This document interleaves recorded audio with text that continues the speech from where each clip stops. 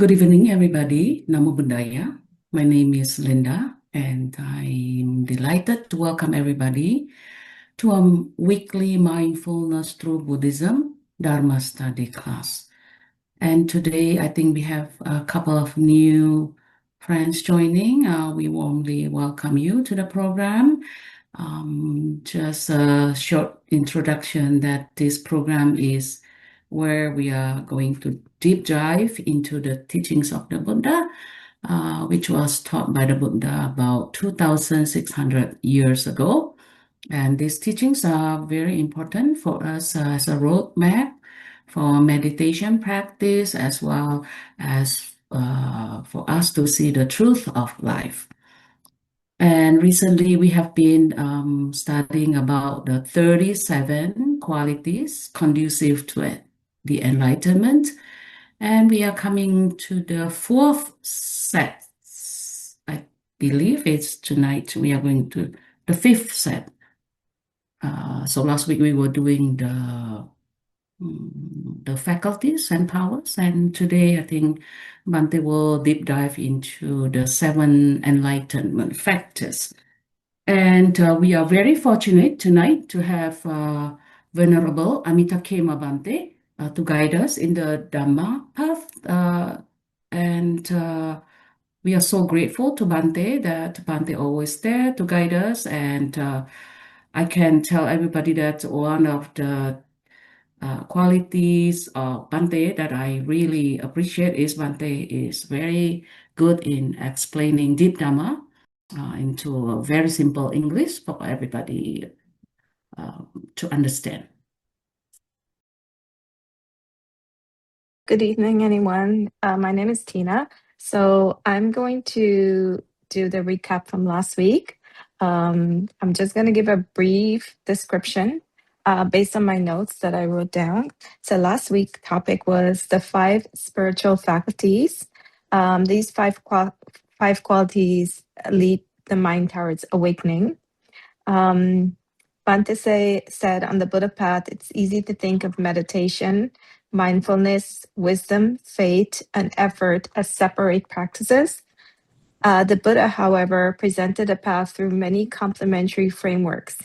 So Bhante described, for example, the 4 foundation of mindfulness, 4 right efforts, 4 basics of psychic power, 5 spiritual faculties, which I'm going to dive into a little bit more, 5 powers, 7 factors of awakening, and the Noble Eightfold Path. So tonight, like I mentioned, I'm going to do the recap on the 5 spiritual faculties. So the Buddha repeatedly identified these 5 qualities as saddha. That's the Pali word. It means faith, confidence, and trust in the Buddha's teaching. Virya, energy, effort, and persistence. So having putting effort and energy into your practices. Sati, it means mindfulness and recollection. So practicing your mindfulness and recollecting on the Buddha's teaching. The 4th one is samadhi. It means concentration, collectiveness, focusing on your meditation, concentrating, and using right effort to develop your concentration. And the last one is panya. It means wisdom. So wisdom, you develop over time wisdom and trust in the Buddha's teachings. So these 5 qualities are also described as the 5 powers, which is pancha bala, the Pali language. There are these 5 qualities which I just described: the quality of faith, the faculty of faith, the faculty of energy, the faculty of mindfulness, the faculty of concentration, and the faculty of wisdom, as I just mentioned, the 5 qualities above that I give a brief description. Then he explains each one is in practical terms. So faith is confidence in the Buddha awakening. Energy is the effort to abandon unwholesome qualities and cultivate wholesome ones in your life. Mindfulness remembers and recollects.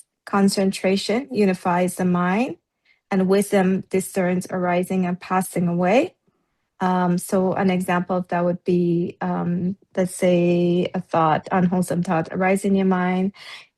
You just let it pass through with an attachment or clinging. And so this leads towards a destruction of suffering. So practicing these 5 qualities will allow us to, eliminate suffering. So I'm going to talk a little more, and sorry, my writing is really small here.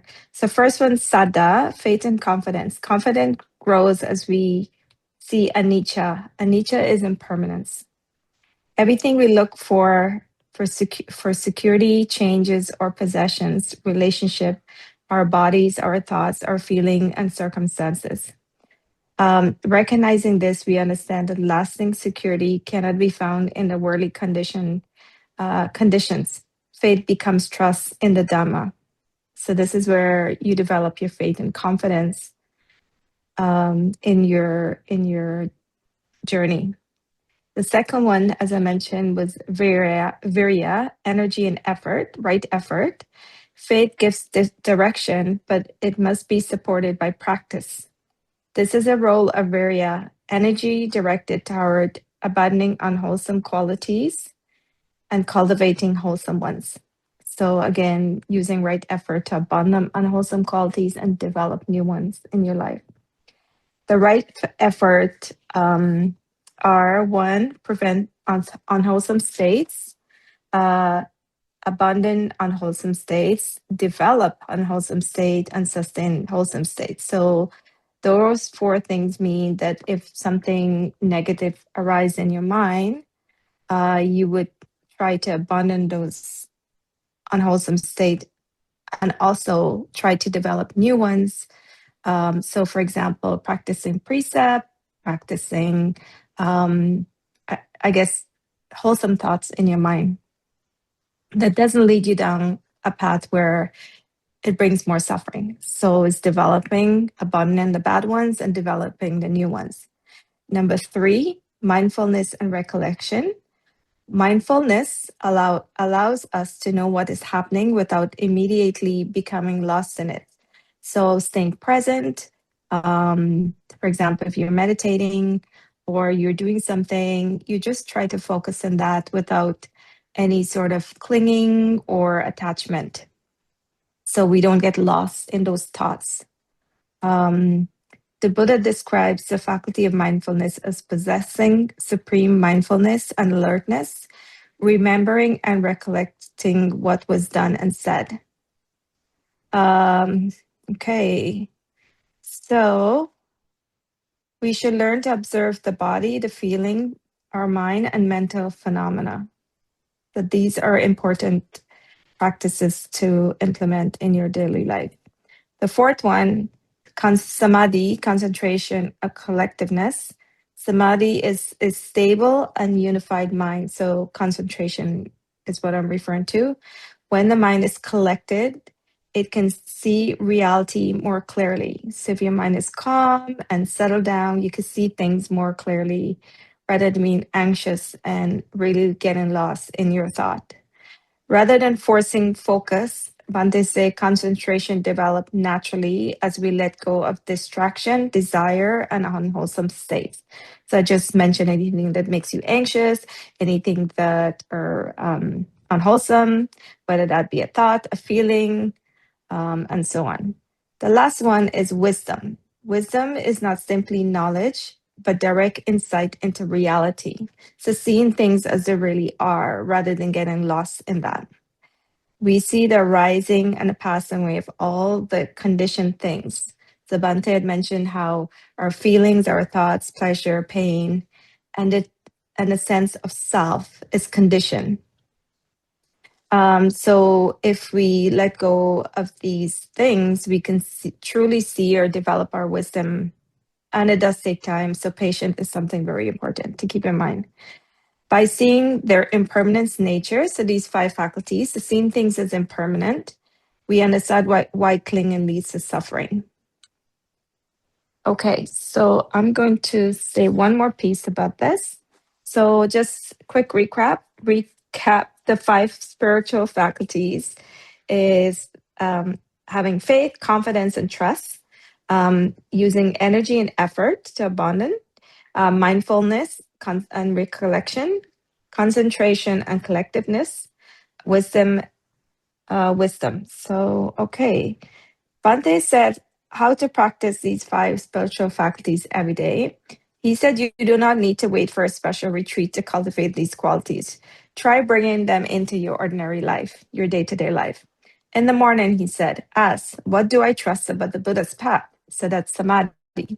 2, virya, what unwholesome quality will I actively cultivate today? So an example would be for myself.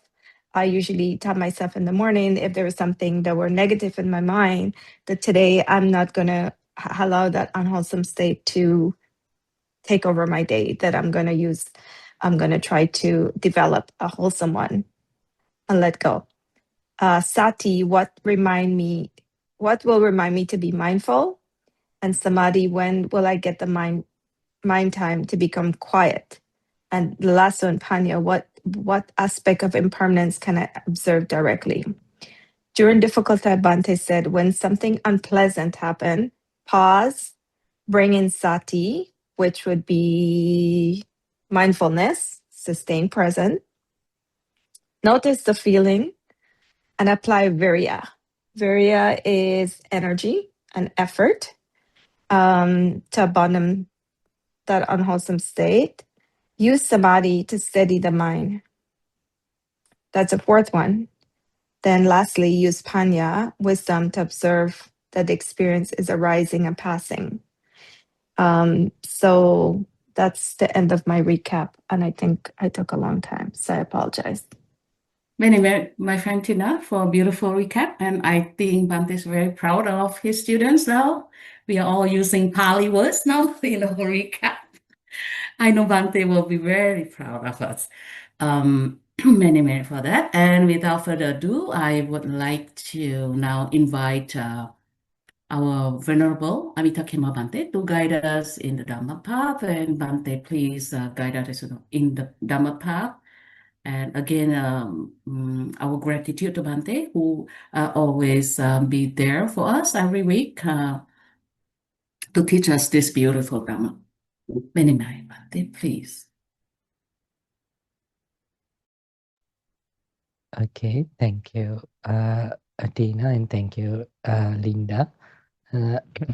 Yes, so as Linda said, yes, I'm so happy that when you use Pali terms, and so last year, when we start this year, we said that Sabbe Satta Bhavantu Sukhitatta in our native languages. So this year, let's do something like telling some quote, something special related to mindfulness from your own native languages.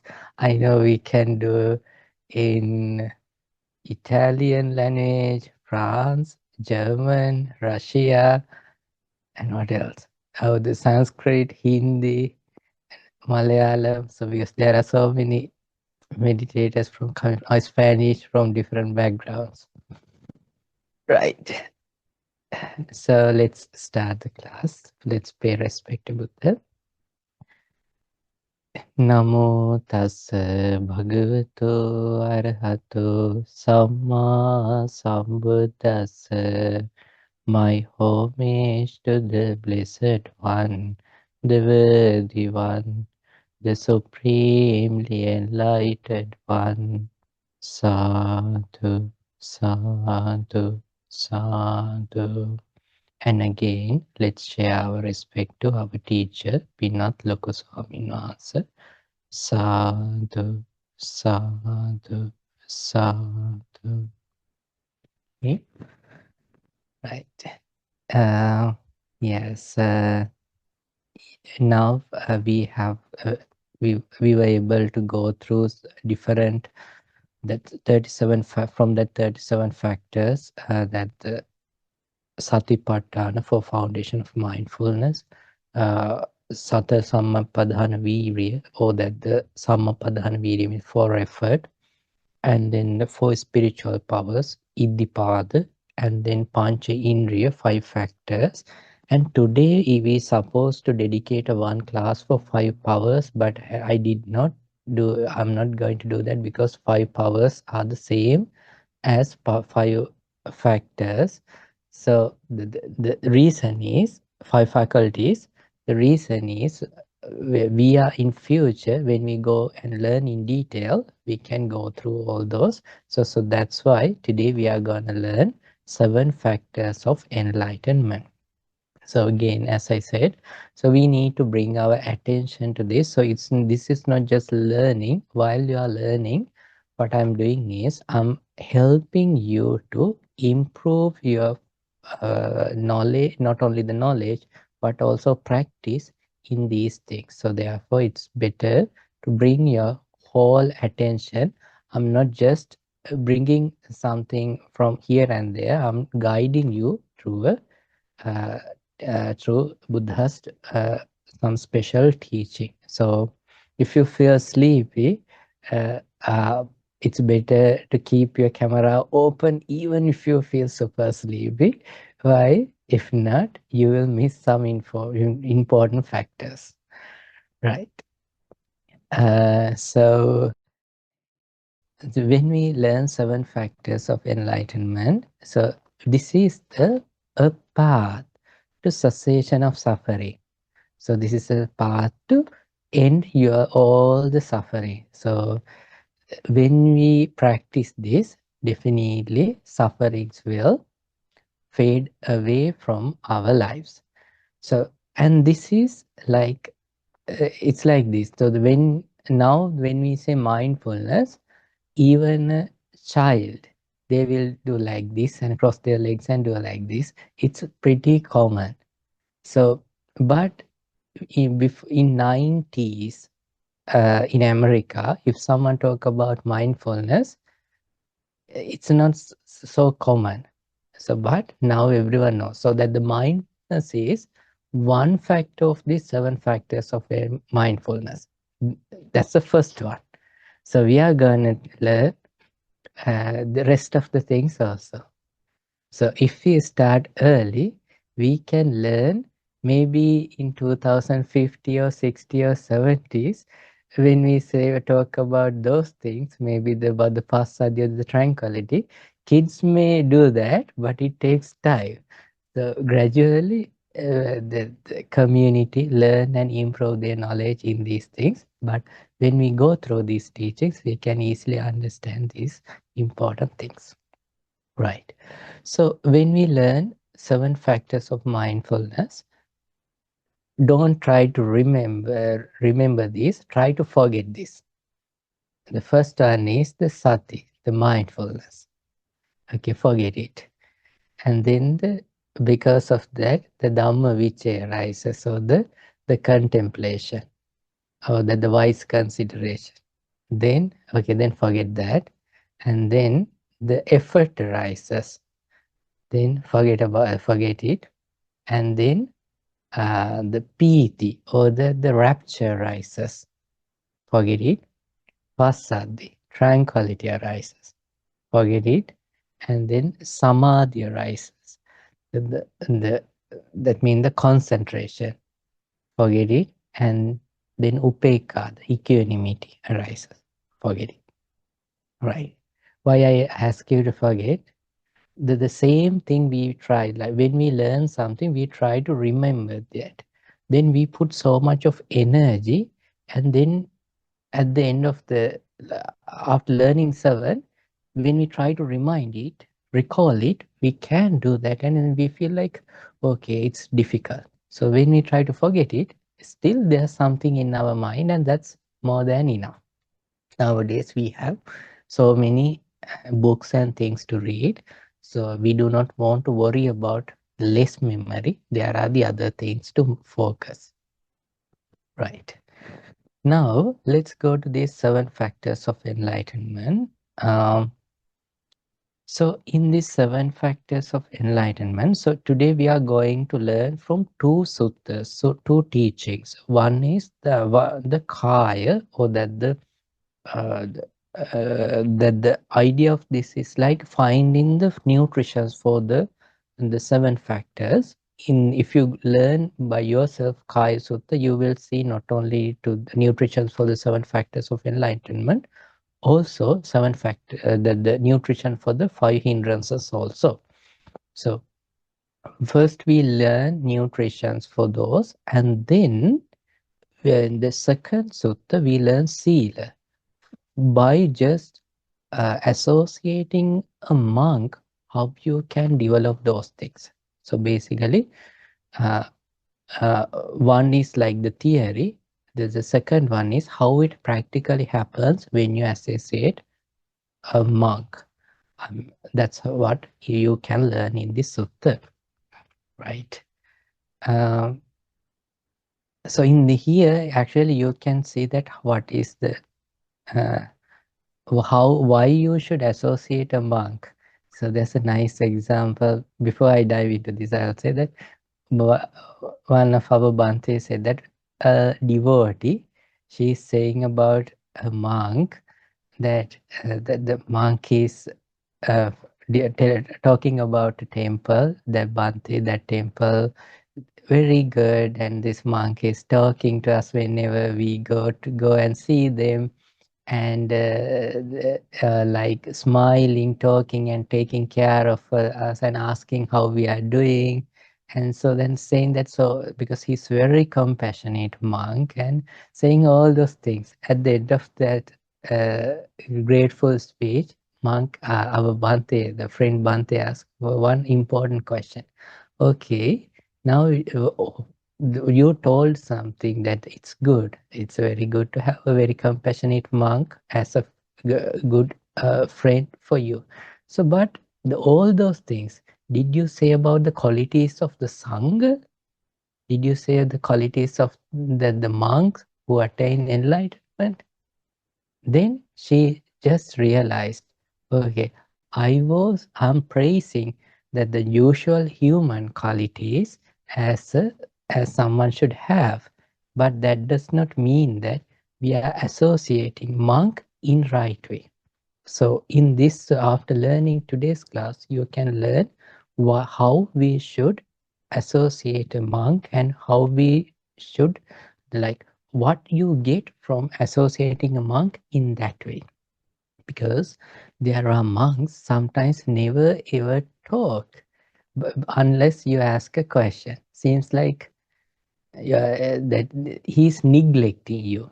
No, maybe he's practicing his own mindfulness practices.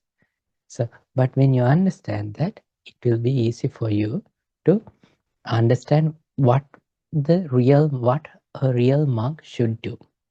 Okay, right. So in these 7 factors of enlightenment, so just as the body needs food, the mind also needs nourishment for awakening. So in this sutta, the nourishment is merely the object, sign and condition by itself. I will go through this in the sutta, then you will understand, just to have a kind of a understanding. The key is frequent wise attention to the right support, and when the support is present and attended wisely again and again, the corresponding enlightenment factor grows and reaches to fulfillment. So then the first one was the Sati Sambojjhanga, mindfulness. So that we learned about the mindfulness. So that the first one is mindfulness. So mindfulness, when we say mindfulness, basically we feel that mindfulness of in the body and the mind. Now, since we learned about 4 factors, 4 foundation of mindfulness, we know that we can be mindful in the body as body, feelings as feelings, and mind as mind, and mind phenomena as mind phenomena. So when you being mindful of those in 4 places, so that when you being mindful on those places, what happened? Your that the mindfulness, that the factor of enlightenment develop and fulfill. So how it fulfill? Because you are staying connected to your that fact, that factor. So it says that viveka nisita.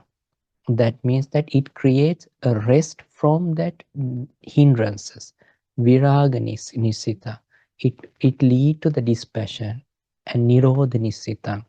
It lead to the cessation of suffering, and it lead to the Vosagga Parinam. It's like you are like your road is taking you to the enlightenment. So when you stay connected to the mindfulness in these 4 places, so you are practicing a path. That path, we can say that path, we can name that path, or we can name that factor as the mindfulness. So in this mindfulness, so when we learn the sutta, you will find that in there, Buddha does not say just this 4 foundation of mindfulness. Buddha says something else. So that's what we are going to learn now. So in the Kaya Sutta, if anyone referring Sutta Central or this Sutta while listening, you can go to that. It says this, Seyatapi bhikkave ayang kayo ahara titiko.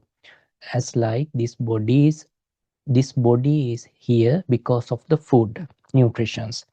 Aharam paticca tittati. This body is here because of this nutritions.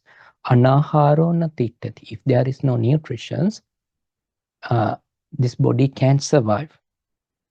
Evamevako bhikkave satta bojjanga ahara titika ahara paticca tittati. Like in the same way, these 7 factors of enlightenment also here because of the related food or the nourishments. Anaharo no tittati. So this can't survive without those reasons actually. Kocha bhikkave aharo anuppannasava sati sambojjangasa uppadaya uppannasava sati sambojjangasa bhavanaya paripuriya. So what's the reason for the unarised mindfulness to arise, or arised mindfulness to completion through meditation? What's the reason? Saying, Atti bhikkave sati sambojjanga thaniya dhamma. There are things which related to mindfulness, right mindfulness. Tatta yoniso manasikaro. When you place your mind in there and rightly consider, like using your wise consideration. So like you are placing your mind, that's one thing. It's like in that mindful anchor point, and then when you wisely consider, or when you bring your yoniso manasikara, this is an important word, need to remember, yoniso manasikara. Manasikara means contemplating. Yoniso means rightly contemplating or wisely considering. So it's like this. When someone says something which hurts you, say something that someone blame you, so that has the patigha nimitta, which means that the clear reason to get angry. And so that's you like even an arahant can't remove that. Arahant also will hear that. Arahant means enlightenment. So even a practitioner also will hear that. Even a regular person may hear that. So that's something we can change. So that the ayoniso manasikara or the yoniso manasikara, when in Pali language, when we put a sound, which means that the opposite. So the yoniso manasikara means that if someone put wisely consideration or that right way of thinking, what happened? He does not dwell in that uh, sound, or let his mind to think in a way anger to arise and develop. If someone put ayoniso manasikara, that's the regular way, that usual thought pattern. He blamed me, he criticized me in front of people. How come he do that? So that those are we call the wise, that unwise consideration, or that wrong way of thinking. Then what happened? Anger boost. So it's like yoniso manasikara is like a thing that it's like the switch. So when we in a dark room, that that think that there's a switch. When we put it down, it gives light.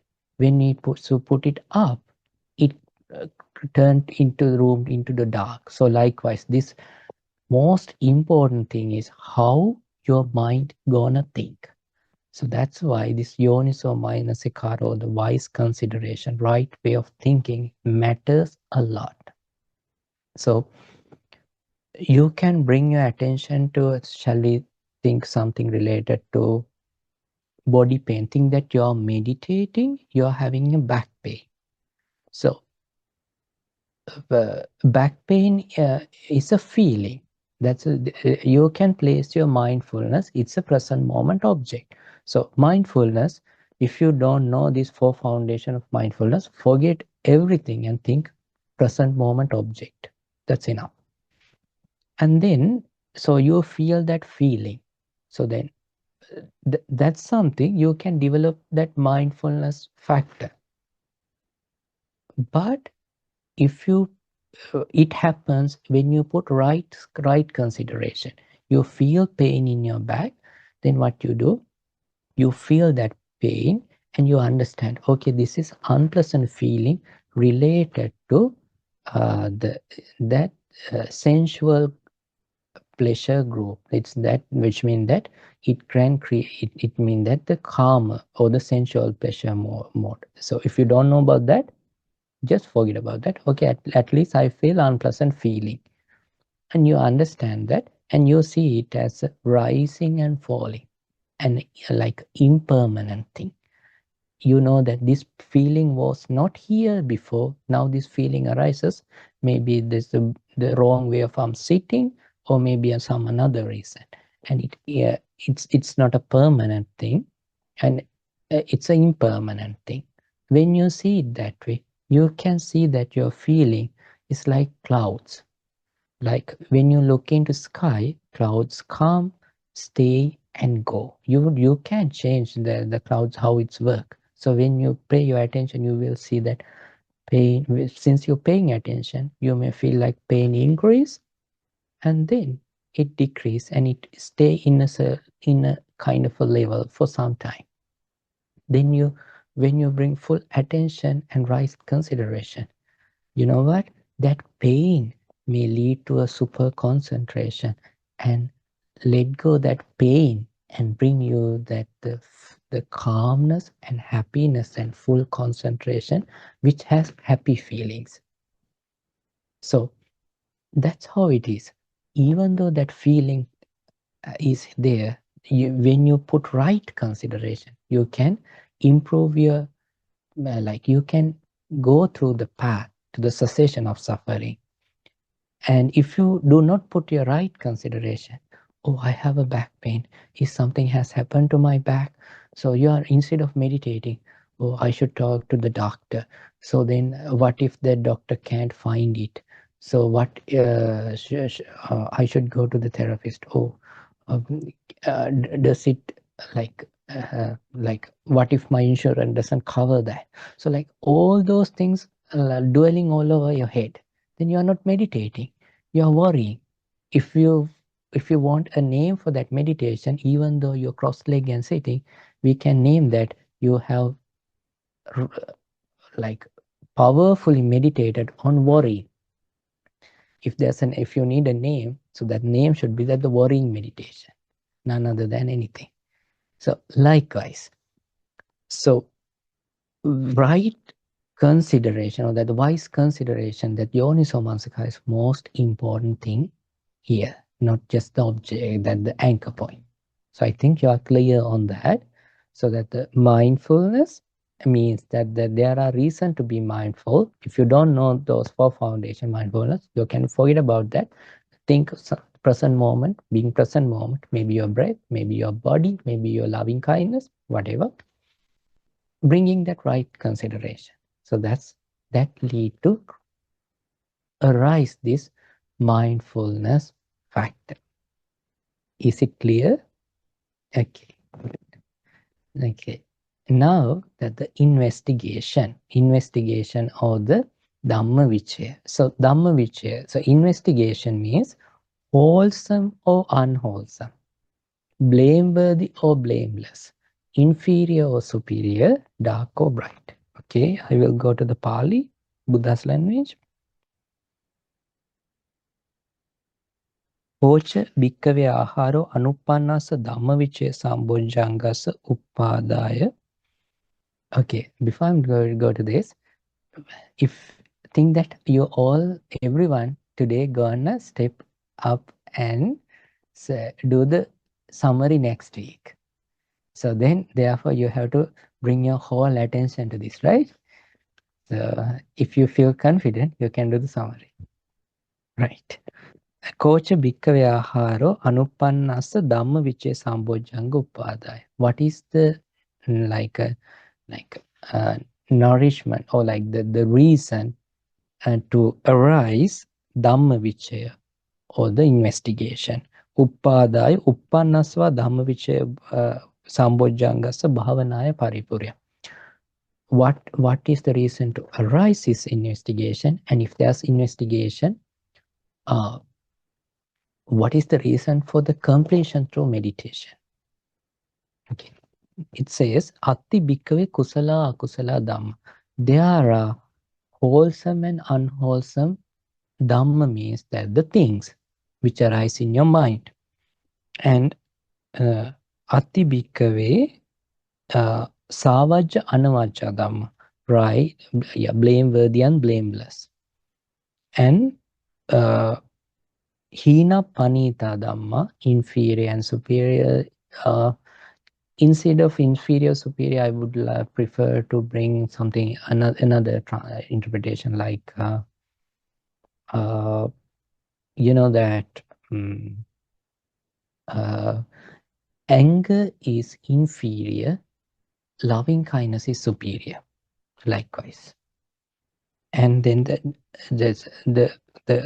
kanha sukha means dark and bright, or dark and light, like black and white. So that's why this is the way, like the way in the Pali language identify things like wrong things and right things. So it's a language model, like the way of interpreting something wrong and something right.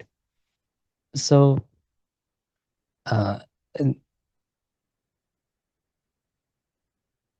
Tatta yoniso manasikaro. In there, when you like wisely consider, like when you put your wise consideration to that, then this investigation factor arises, or the Dhamma Vichaya arises. It's like this, wholesome and unwholesome. Think that in your mind, when you pay attention, think that you are paying attention, and you see that, oh, I'm angry. Then what happened? That's your mindfulness. And you are bringing your mindfulness, and you are improving it. And you are thinking where it comes. Okay, this is not a right thing to maintain. So this is something you should let go. This is not something to identify as myself. And you see that whole unwholesome thing. Then you wisely consider based on that. Then what happened? This investigation, or the Dhamma Vichaya, bojjhanga, that enlightening factor, arise and develop. So there's a nice metaphor at the end of the I will bring that sutta. So in that sutta, you can understand, okay, what am I talking? Right. So now I'm just speeding up. Don't worry. We are again like going all of these things in detail. You don't want to worry about anything, right? Then energy. Energy means that the effort, you know, that the effort. So effort arises from three reasons, like that the nutritions are, there are three things. One is Aramba Dhatu, second is Nikkama Dhatu, third is Parakkama Dhatu. Aramba Dhatu is like the starting energy. So think that you feel like lazy and your mind say, no, I shouldn't be lazy. I should practice some meditation. Then you do it. You take your meditation cushion and go somewhere and sit. That's your Aramba Dhatu. That's your the energy to start something, that effort to begin. And then the second one is Nikkama Dhatu, persistent effort that keeps going and overcome laziness. It's like Nikkama Dhatu. Means Nikkama means that you are like escaping from something. That like you start it and then you escape from that your laziness. That's the Nikkama Dhatu. Third one is Parakkama Dhatu, that the strong strong effort that like hold your energy until you complete your task. It's like this. Think that you feel super lazy. Your mind say, okay, let's go and meditate. You take the cushion and go and sit. That's your start, but you didn't overcome from your laziness, right? You lazily sat. If you don't have that second energy, you will just pretend meditating, but actually you are sleeping, sitting and sleeping. So that's what you do. But if you have the second one, you bring your whole energy and you overcome sleepiness. And then that's not enough. Then you need to maintain that until you complete your task. Okay, I will meditate 30 minutes. So as you started, you have to do it. For that, you need that third energy. So that when all those are the things, okay, now that's not me, that's my book. Okay, yes, it. Okay. So when you start, so it's the same way. Forget about meditation. Think that you just sit for them to learn this class in this class, and suddenly, oh, that's interesting. Let's learn. So you feel sleepy and you feel like yawning. You first close the cover the camera, like the switch off the camera, and then but still listening. But you don't have full energy to complete this. I mean, these are pretty common, and this is nothing like it's not a failure. Actually, this is how it happens. So just you need to understand this is how it works, right? Right. So that the energy means that starting energy, and that's the second energy to like persistent and to overcome from that the defilement. And third one is until the completion. You should have that energy, right? That's another factor. Then the fourth one is joy. So joy, there are things which create this this piti or the joy of, so rapture, can we say? Yes. And it says this. Kocha bhikkave aharo anuppannasa pīti sambojjang padāya ati bhikkave pīti sambojjanga thāniya dhamma. There are things which create joy or preeti. Not a throwing a party. That's another type of joy. In here, joy means that joy has a focused attention. So it's like this.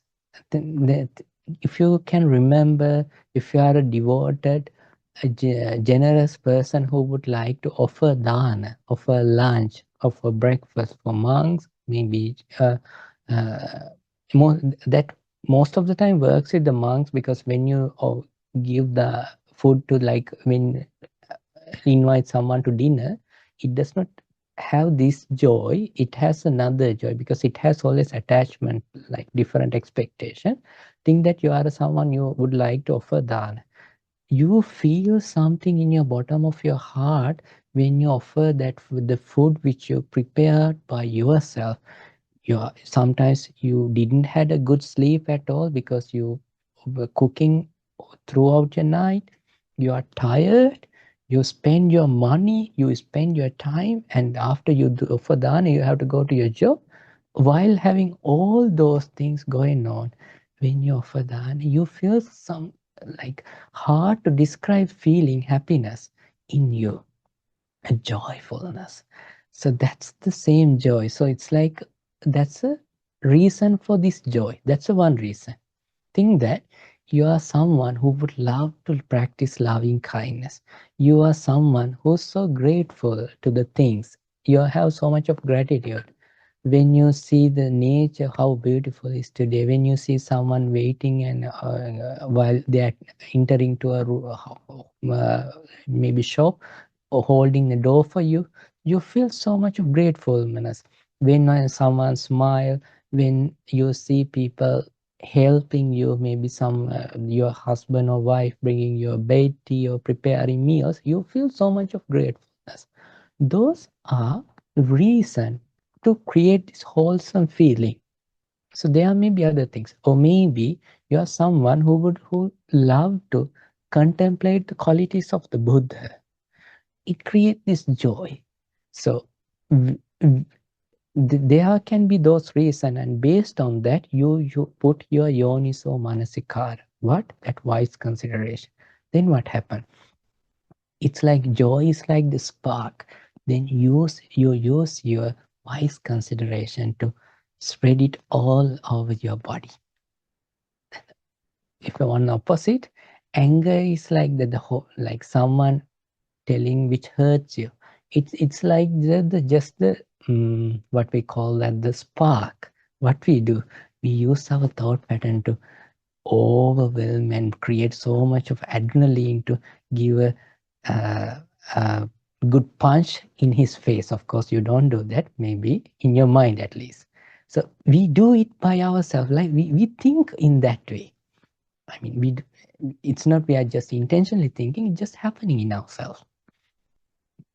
So likewise, when joy arises, you put wise consideration, you switch on the light, and there is no dark in the room. So you think it and you let that happiness to overwhelm. Right, that's the joy. So then the tranquility. Tranquility means that the calmness, that the reason for this is calmness of the body and calmness of the mind. It's like the opposite of the pain body. As I always say that meditators, or maybe in the Thursday class, I always say that in the on meditation, when you focus to your body, check whether you have a pain body or not. Meditators less likely to have a pain body when they focus to their body. Pain, I'm not saying about your knee pain or back pain. I'm saying that overall, that body weight type of a thing, like holding so much of weight in your body.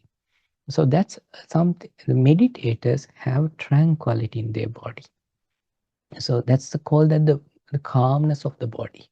Not only in the calmness of the body, there's another thing, which is that the calmness of the mind. Meditators and when you practice that right way of thinking, your mind has less stress. You have actual rest. While others resting their mind all over the place. I mean, resting means that when they don't have something to do, when they're sipping the tea, their mind all over the place and everything comes to, I have to do this, I have to do that, and everything, it's disturbing them so much. But people who have that calmness of the mind, they have actual rest. So when you place your mind and when you switch on there, when you put your wise consideration, what happens? You have that, it creates that a feather feeling. Your body is like a feather, less weight and more calmness. So that's what the tranquility. Okay, then the concentration. The concentration means that your attention focus to one anchor point. Maybe that the meditation you are doing, maybe your wise consideration, but it has the focused attention. And so it's like it says that the samatha and abhya samatha nimitta and the abhyaga nimitta. So that it's like non-distracted, focused attention. So then what happens? You are holding that concentration. That's what's the difference. It has more focused. It's like instead of that, we are trying to bring our attention by force to think that when you focused your breath, after 5 or so breaths, your mind want to go all over the place instead of staying in your breath. So think the opposite. Your mind is always in your breath. Your mind does not want to wander here and there. Peacefully stay connected to there. Just like the peaceful, hard to describe type of smile, type of face in the body, less body weight. And mind is just having all the fun, staying in that focused attention. That's the concentration. And then equanimity. There are reasons to equanimity. You are placing your mind. So in the other way, it's like this. You bring your attention to your focus or to your what we call thing that you have a samadhi, focused attention. Instead of that, instead of taking as me or mine or myself, you are creating a balanced mind, like seeing it like a third person, create equanimity. Or maybe the other reasons to create equanimity, you are placing your mind in there. So that's how the equanimity factor happens. Now, I'm going to take you to the other sutta, which is the most important one. So how all those things happens in you when you practice when you associate a monk. So that's what I'm going to teach. It's in the next sutta after the Kaya Sutta. If you can find this, go to our website chatbot and give some home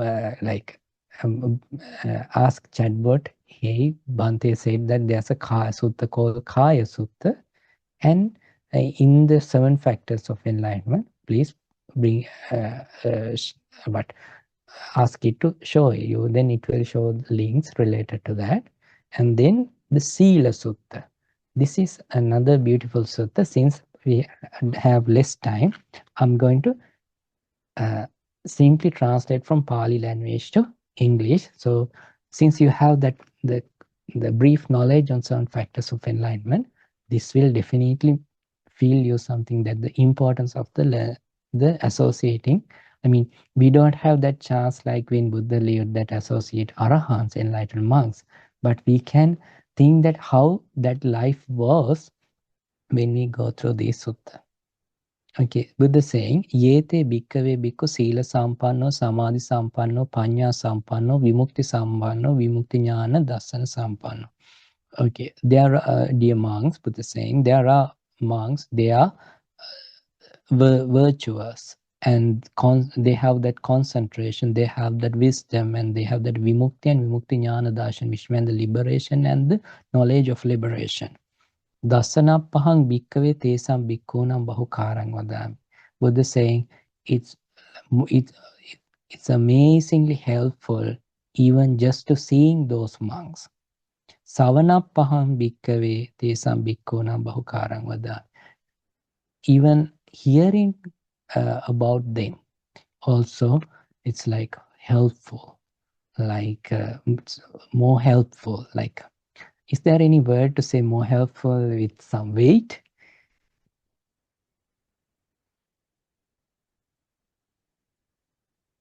Okay. More supportive, maybe more supportive. Yeah, more supportive, shall we say? Useful. Okay, useful. Let's go with useful. And then say, upasankamana pahang bhikkave tesam bhikkунam bahukarang vadami. Going to see them also useful, like amazingly useful. And then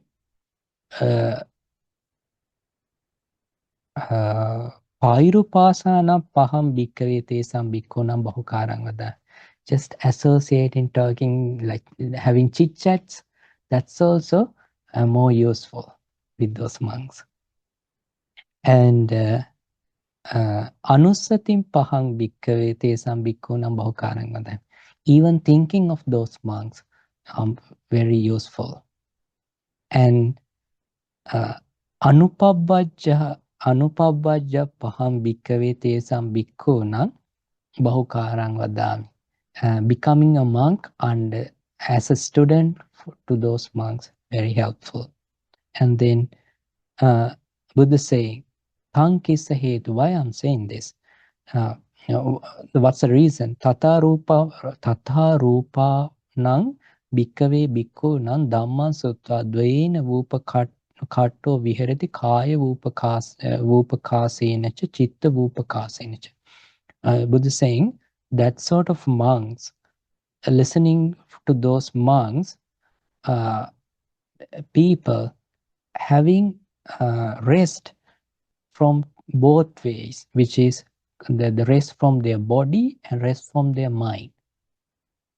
It's like this: when you the appearance of those monks, like the things those monks talking, and the way these monks behaving, always encourage you to invite you to have this physical rest and mental rest. So then saying, Buddha saying, so tata vupa katto viharanto tang dhammang anussarati anuvitaketi. When having the rest, having those rest, what the practitioner does, just thinking, just like recalling what those monks saying, and recalling often, like over and over again, what those monks says. Then what happened? Buddha saying, Yasmin samaye bhikkhut yata vupa katto viharanto tang dhammang anussarati anuvitaketi. When they think and keep on thinking what those monks teach, sati sambojjango tasmin samaye tassa bhikkhuno aradhoti. At that time, that practitioner already started the sati sambojjango, the mindfulness factor of that enlightenment. Just it arises. Why? They are allowing their talkings, their teachings, like allowing your mind to stay connected to the mindfulness. They don't talk about the show of Britney Spears and how beautiful that Michael Jackson's musical show back then. They talk about the realities as it is. Then what happens? When you think and recall about those things, that lead to that mindfulness factor. And then Sati Sambojjangahang Yasmin Same Bhikkhu Bhaveti. Not only it started, he's practicing on the mindfulness. And Sati Sambojjango Tasmin Same Bhikkhuno Bhavana Paripuring Gacchati. Not only practicing, it lead to the completion of that, the meditative completion in that mindfulness. Just listening to them and having the rest. That's all. So tata sato viharanto tang dhammang panyaya pavichinati pavicharati parivimansa ma pajjati. So then what happened? Now first he's relying on monks' teachings, like what monks said. He's using to light his room using monk's torch. He does not own a torch, but he uses a torch. Then he sees how to see things in the room. Then what happens? By not only just thinking on that, it opens, it opens the hidden door of his own insight. Now using that pattern, he also think the impermanence his own way. Now monk does not come and teach, but he thinks his own way, and think and keep on think and balancing, like, okay, this is how the impermanence is, this is how that uncertainty is, this is how that's the and the non-authorities, and this is how we should, that the suffering arises. Okay, this is the attachment in this suffering. So likewise, this go through that. Then what happened? When do that? Dhammam panyaya pavichanati pavicharati parivimansa pambajjati dhamma vicaya sambojjango tasmin samiyo tassa bhikkhuno aratoti. That's the time when they do that. That's the time that dhamma vicaya, that right contemplation, arises. Wisely that the dhamma vicaya, that the right consideration, like it arises, and not only arising, it practicing until to the completion through meditation. Then what happened? That when he is thinking by himself, it creates energy in you, in that person. Okay, maybe he's just laying and thinking of that, see that how things are rising and falling in the mind. Then it creates energy, like the seeing that the impermanence of the world, and it creates so much of like open awareness in himself, instead of framing and seeing things as me and mine and myself. He see that the nature of the world, characteristics in this existence. Then it create energy to start the effort, and that lead to overcome the laziness, and then he hold it until completion. Then what happens? The third factor arises, energy factor arises. Then he maintain the energy, so that the hard to describe, but joy overwhelming all over his body. Why? His mind is placed in these realities, in the nature, rather than framed seeing the world as me or mine or myself. He see that the like conditioned things arising and falling. So what happens then? That joyfulness arises over, like it's all over the body. Sometimes you may have some sort of even like a sudden like instinct, like short experiences even like this. Maybe you are listening to a teaching, maybe you are listening to the qualities of the Buddha. Suddenly you feel like, wow, this is so amazing, and hard to describe, but amazing joy is like all over your body. So that's how that the joyfulness arises. Then what happened? Joyfulness turned to the tranquility, balancing that joyfulness and tranquility, and that's his tranquility. And then it turns to the samadhi, the concentration, and then he's not, without attaching that concentration, he's balancing and seeing in that as a third person, and instead of identify himself through the samadhi, balancing to the equanimity, then practicing that equanimity one factor. So he's practicing the 7 things, and he's also going to be a what? Great monk who has right virtues, right concentration, and right wisdom and liberation, and the knowledge of liberation. So how it starts? Just seeing a monk. So that's how that this path survived back then. And so as I started to say in the beginning, so unlike when we associate with good friends, good people, there's a kind of a different way to associate monk, to learn the realities. So when you learn that, it will be your own wisdom rather than borrowed wisdom. So that for that purpose, you need to associate monks. Okay. Kema, this investigation of Dhamma, is it like you're analyzing this, your mental status to understand Dhamma properly? Yes, that's also correct. That's the right way to bring it up. So is it like mindfulness, investigation, energy, joy? Is it like a flow chart? You have to do start with mindfulness, then you go one step at a time? You were Actually, describing seeing a monk.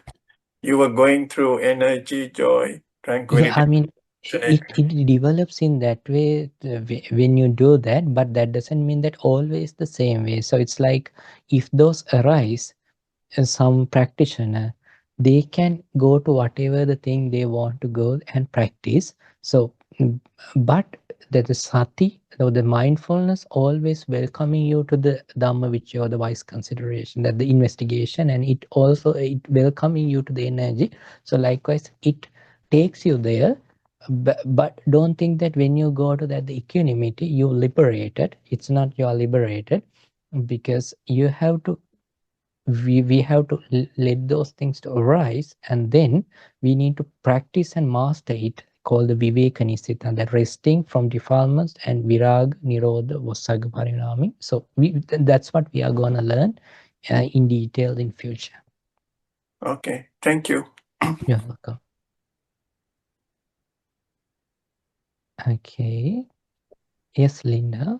Yeah, short question, Bhante. Bhante mentioned about how to contemplate the pain and turn that pain into concentration, and then later on we use that as a vipassana and to turn it into piti. Bhante, can Bhante elaborate a little bit more on that, please? Amen.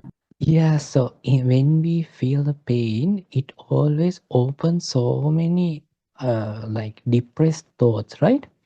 Don't follow those thoughts. Just see feeling as a feeling. Always enjoy your feeling. Yes, it's unpleasant. You know what? Even though coffee has bitter taste, watermelon, as what that bitter melon has bitter taste, we enjoy that. So likewise, it doesn't matter how much you try to reject your pain, you have to experience it. So why we worry about that even though it doesn't help you? Bring your whole mindfulness and see your feeling as something just arising and falling. Then you will see your feeling and you will see it rise, increasing, and then your mind has that capability to tolerate that. Then it will go to a background and it stays. And instead of like seeing a feeling which arised like 2 seconds ago, always see that feeling like just arising and falling, because it always, whenever our attention goes to there, it arises and falls.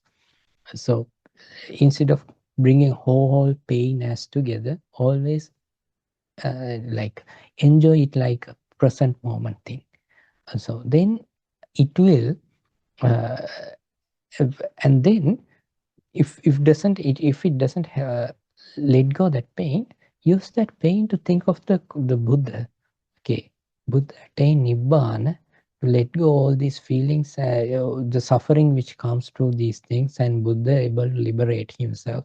And how good Buddha is, and how lucky I am to listen to and practice this Dhamma and think the qualities of the Buddha. So pain asks you to do the Buddha, contemplating of the Buddha. It's like your pain is your Buddha anusati. So likewise, pain is your Dhamma anusati, contemplating the Dhamma. So likewise, put the right way of thinking instead of putting that negative way of thinking.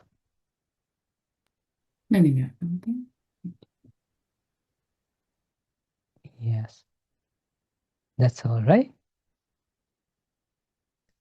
Sadhu, sadhu, sadhu. Today, we learned about 7 factors of enlightenment. So we accumulated many merits, good karma, good blessings to our life. Let's share all those with our teacher, Pinat Lokaswaminasa, and let's share all these merits with past relatives and friends, and with our teacher, Pinat Lokaswaminasa, and then also all the divinely powers, and if there are any private guardian to you, and then with our volunteers and all the meditators and Dhamma listeners who are coming to these programs. May you all be well, may you all be happy, and may your all good wishes come true, and may you all able to experience the blissfulness and the happiness. Sadhu, sadhu. Sadhu. Abhivadana Silissa Nichang Vada Pachayino Chattaro Dhamma Vadanti Ayuvanno Sukhang Balang Ayurarogya Sampatti Sagga Sampatti Mivacha Ato Nibbana Sampatti Minati Samichatu. May you all have a long life and happy life and healthy life. May all the good wishes come true. Namo Buddhaya. Thank you for the beautiful session, Bante. Okasa Vandami Bante, Maya Katam Punyam Samina Anumodi Tabam. Samina Katam Punyam Maham Databam. Sadhu Sadhu Anudami. Okasa Duartana Katam Sabam Achayam Kamathami Bante. Okasa Kamami Bante. Dutiyampi Okasa Kamami Bante. Tatiyampi Okasa Kamami Bante.